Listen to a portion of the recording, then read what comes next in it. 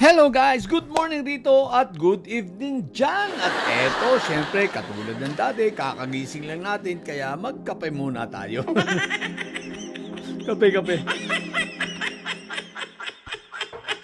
Okay guys, eto, pag-usapan natin, etong nagkaroon bigla ng bulong-bulungan na kung sino ang i-endorse nitong si PBBM, Talagay ko, kasalanan nito ng Tweety Bird ni Tweety Bird ni Attorney Jess Falsis, Shoutout Attorney Jess, kasi ipinost ni Attorney Jess ayon sa kanyang Tweety Bird, hindi raw si Mayor Lenny ang i-endorse ni PBBM. Aba, kung hindi si Mayor Lenny, sino? Parang disappointed tayong lahat, sapagkat pero malay mo hindi natin alam, sapagkat sa totoo lang, personal kong opinion, si Mayor Lenny kung i-endorse ni PBBM, talagang susuportahan ko. Dahil talagang mga guys, mga ka-BBM ko, kung tayo ay magiging open-minded lang at talagang kakalimutan na natin yung mga kulay-kulay na yan, except lang talaga dun sa mga purists at mga solid na dilawan talaga, nakagaya ng sino ba mga solid na dilawang yan sila Erice, mga siraulo talaga yan. Pero kung lalawakan lang natin ang pag-iisip natin, palagay ko kung talagang si Lenny maganda talaga na kumbaga magandang i-endorse ni PBBM. Hindi lang naman si Lenny, andyan rin naman si Gibo Chodoro. Kaya lang si Gibo nga, magaling rin, kaya lang medyo wala pang appeal sa masa. So hopefully, tingnan lang natin, Pero, ayun nga, kung endorse, pero nagsabi kasi si Mayor Lenny na talagang ayaw niya at siya magko-concentrate sa Naga at tutuparin niya ang ipinangako niya sa kanyang asawa. O, di ba ga? Alam niyo guys, nagulat nga ako, isipin mo first time ko lang kasi narinig sa isang opisyal ng gobyerno, lalo na ang mayor, na nag-loan pa ng solar panel at salary deduction para mapasolar lang ang kanyang bahay. Pati yung iba mga empleyado. At saka isa pa, kung nabalitaan nyo itong pakikipagtulungan ng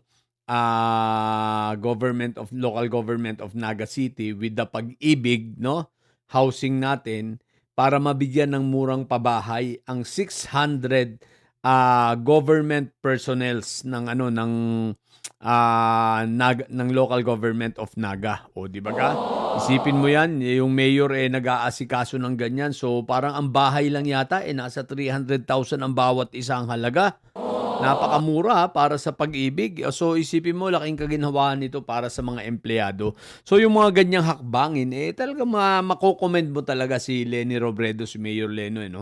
Isa pa, kita nyo kung paano siya nakipagtulungan kay PBBM, silang dalawa, ang ganda nung kanilang rapport sa pagdating sa sa coordination. Lagi siyang pinupuntahan ron ni Secretary Vince, inaayos ang mga flood control doon dahil talaga ang Naga isa sa pinakamalalang tinatamaan lagi ng baha tuwing may bagyo, Pero tatandaan ninyo walang barilan, kaya walang sakuna at walang kalamidad. Hindi, naalala ko bigla si Inday Sayad, si kalamidad Anyway guys, yun ang sinasabi ko. Pero eto nga, balik tayo sa usapan, So, lumalabas ngayon ang bulong-bulungan na aba, dahil nga sabi ni Tweety Bird ni Attorney Jess, hindi si Mayor Lenny ang i-endorse. May mga bulong-bulungan. Bagamat ang ating kabayo hindi kayang abutin ng kanyang antena ang bulong-bulungan ito. Tinanong ko rin sa puting kabayo kung may balita ba siya rito. Wala talaga siyang balita. So ako ay nakichismis na lang at naghanap na lang ako, nakita ko na lang at naghanap na rin ako ng mga iba pa mga karagdagang mga informasyon sa bulong-bulungan sa social media. At eto na nga po, ang bulong-bulungan si John Wick daw. Si John Wick ang planong i-endorse ni PBBM. O kaya sinabi ko sa post ko, wala itong confirmation na. Pero, magandang pag-usapan rin lang. Aba. Dahil kung si John Wick ang totoong i-endorse ni PBBM, naku po, PBBM, with all due respect po, isang malaking pass po muna ako. Kasi po, dyan kay John Wick, kumbaga, naka-auto pass na ako dyan. Kumbaga, anong tawag dito? Program. Ang isip ko, ang puso ko, ang damdamin, ang lahat na sa akin ay program not to vote for John Wick. Due to many reasons, no? Hindi lang dahil sa ayaw ko kay John Wick, no? Because nung unang salpak niya sa DALG, gusto ko siya. Actually, pinuri ko pa nga siya, nasabi ko, salamat at may pumuna na rin sa ating fire, no? Sa Bureau of Fire natin, sa mga anomalya rito na ginagawa patungkol sa anong pangalan ito? Mga fire extinguisher. Sapagkat ako mismo personally merong masamang karanasan sa Bureau of Fire pagdating sa fire extinguisher. Yung aming mga fire extinguisher sa condominium namin nung ako ay maging president na mga 300 plus. Aba. Gusto nilang papalitan ng blue. Isipin mo, ang refill lang nung nasa 1.5, ang refill lang nung anong pangalan ito? Fire extinguisher na pula. Ang gusto nila palitan lahat ng blue. Anong green pala? Sorry, green. Syempre, green alam niyo, kulay ng may sayad. Hindi, wala pa nun. Di pa uso nun yung sa may sayad, presidente pa nun si Pentaboy. Ibig ko sabihin, pinapapalitan ang halaga nun is nasa 9,000 bawat isa. Isipin mo yung 300 plus 9,000 bawat isa. Isipin mo yan. Yung ginagawa na yan ng BGMP. Sa madaling salita, hindi kami pumayag na pinaglaban ko yun at sa awa ng Diyos, wala naman silang nagawa. Okay? Dahil sabi ko talaga, nag-warn talaga ako, irereklamo ko sila kahit saan talaga kami makarating no? Pero sa madaling salita, nagbigay na lang kami ng pangkape. Hirit ba naman? Boss, pangkape na lang. Visit ng mga Bureau of Fire ito, no?